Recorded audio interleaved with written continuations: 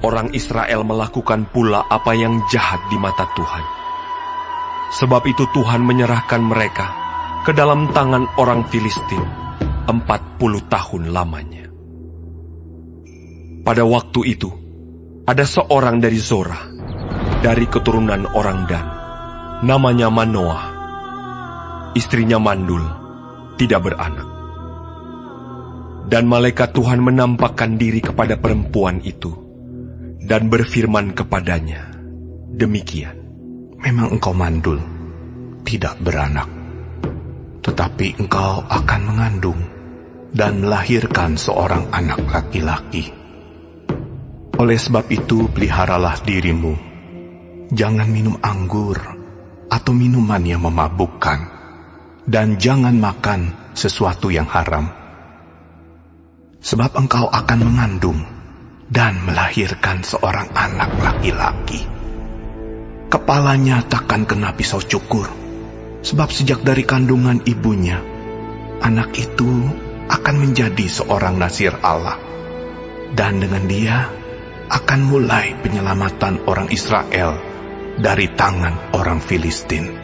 Kemudian perempuan itu datang kepada suaminya dan berkata, telah datang kepadaku seorang abdi Allah, yang rupanya sebagai rupa malaikat Allah, amat menakutkan. Tidak kutanyakan dari mana datangnya, dan tidak juga diberitahukannya namanya kepadaku. Tetapi ia berkata kepadaku, engkau akan mengandung dan melahirkan seorang anak laki-laki.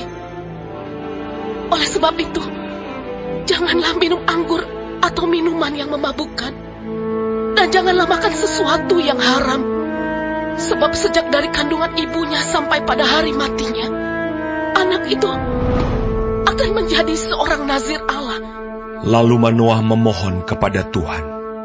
Katanya, ya Tuhan, berilah kiranya abdi Allah yang kau utus itu datang pula kepada kami dan mengajar kami apa yang harus kami perbuat kepada anak yang akan lahir itu. Maka Allah mendengarkan permohonan Manoah, sehingga malaikat Allah datang pula kepada perempuan itu, ketika ia duduk di padang, dan ketika Manoah suaminya itu tidak ada bersama-sama dengan dia. Kemudian perempuan itu segera berlari, memberitahukan kepada suaminya, katanya kepadanya, orang yang datang kepadaku baru-baru ini menampakkan diri pula kepadaku. Lalu bangunlah Manoah dan mengikuti istrinya.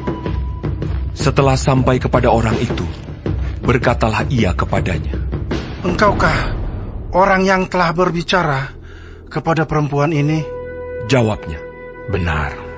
Lalu kata Manoah, dan apabila terjadi yang kau katakan itu, bagaimanakah nanti cara hidup anak itu dan tingkah lakunya? Jawab malaikat Tuhan itu kepada Manoah, perempuan itu harus memelihara diri terhadap semua yang kukatakan kepadanya. Janganlah ia makan sesuatu yang berasal dari pohon anggur. Anggur atau minuman yang memabukkan tidak boleh diminumnya, dan sesuatu yang haram tidak boleh dimakannya. Ia harus berpegang pada segala yang kuperintahkan kepadanya. Kata Manoah kepada malaikat Tuhan itu, perkenankanlah kami menahan engkau di sini, supaya kami mengolah anak kambing bagimu. Tetapi jawab malaikat Tuhan itu kepada Manoah, sekalipun engkau menahan aku di sini, hidanganmu itu tidak akan kumakan. Tetapi jika engkau hendak mengolahnya menjadi korban bakaran, persembahkanlah itu kepada Tuhan. Sebab Manoah tidak mengetahui bahwa dia itu malaikat Tuhan. Kemudian berkatalah Manoah kepada malaikat Tuhan itu, siapakah namamu? Sebab apabila terjadi yang kau katakan itu, maka kami hendak memuliakan engkau. Tetapi jawab malaikat Tuhan itu kepadanya, mengapa engkau juga menanyakan namaku? Bukankah nama itu ajaib? Sesudah itu Manoah mengambil seekor anak kambing dan korban sajian, lalu mempersembahkannya kepada Tuhan di atas batu. Lalu diperbuatnya keajaiban, sementara Manoah dan istrinya memandanginya. Sedang nyala api itu naik ke langit dari mezbah, maka naiklah malaikat Tuhan dalam nyala api mezbah itu. Ketika Manoah dan istrinya melihat hal ini, sujudlah mereka dengan mukanya sampai ke tanah. Sejak itu malaikat Tuhan tidak lagi menampakkan diri kepada Manoah dan istrinya. Maka taulah Manoah bahwa dia itu malaikat Tuhan. Berkatalah Manoah kepada istrinya, "Kita pasti mati, sebab kita telah melihat Allah."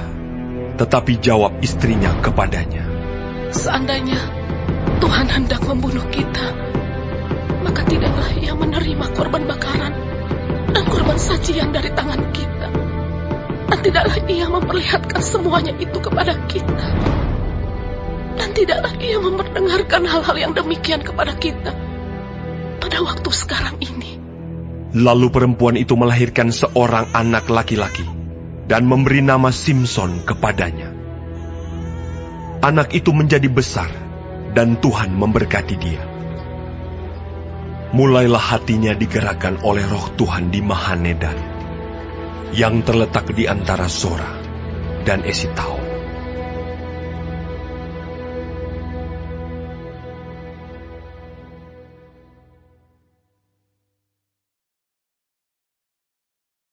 Shalom semua jemaat Tuhan, kembali kita di dalam pendalaman Alkitab Clear Sight. Sekarang kita sudah memasuki kitab Hakim-Hakim 13. Tuhan Yesus memberkati. Kembali bangsa Israel melakukan yang jahat di mata Tuhan. Selama 40 tahun mereka ditindas bangsa Filistin. Tetapi Tuhan tidak membiarkan bangsa Israel ditindas lebih lama. Belas kasih Tuhan yang besar kepada bangsa Israel membuat Tuhan bertindak tanpa syarat dan tanpa pamrih.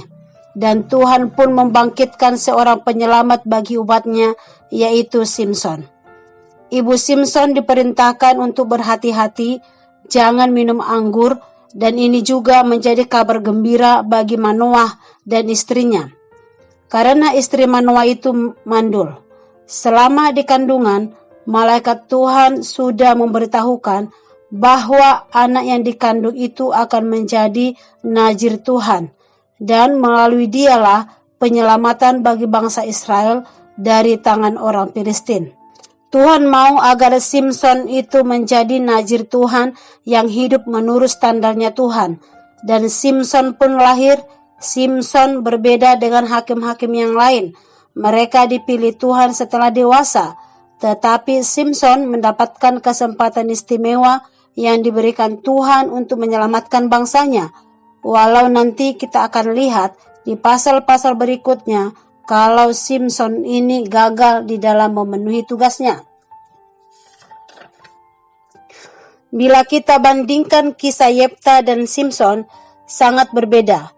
Yefta dipilih dari latar belakang ibunya yang sundal, tetapi dia memilih untuk taat atas tugas yang Tuhan berikan. Sementara Simson, sejak kandungan Tuhan yang sudah memilih dia, tetapi pada akhirnya Simson tidak taat akan tugas yang Tuhan berikan. Di sini kita bisa mengambil keputusan atau kesimpulan bahwa lingkungan itu bukanlah satu-satunya faktor yang mempengaruhi hidup dan karakter seseorang. Faktor penting yang lain adalah pilihan dan keputusan masing-masing. Karena setiap kita punya kesempatan untuk hidup dan taat akan karya Tuhan bagi kita.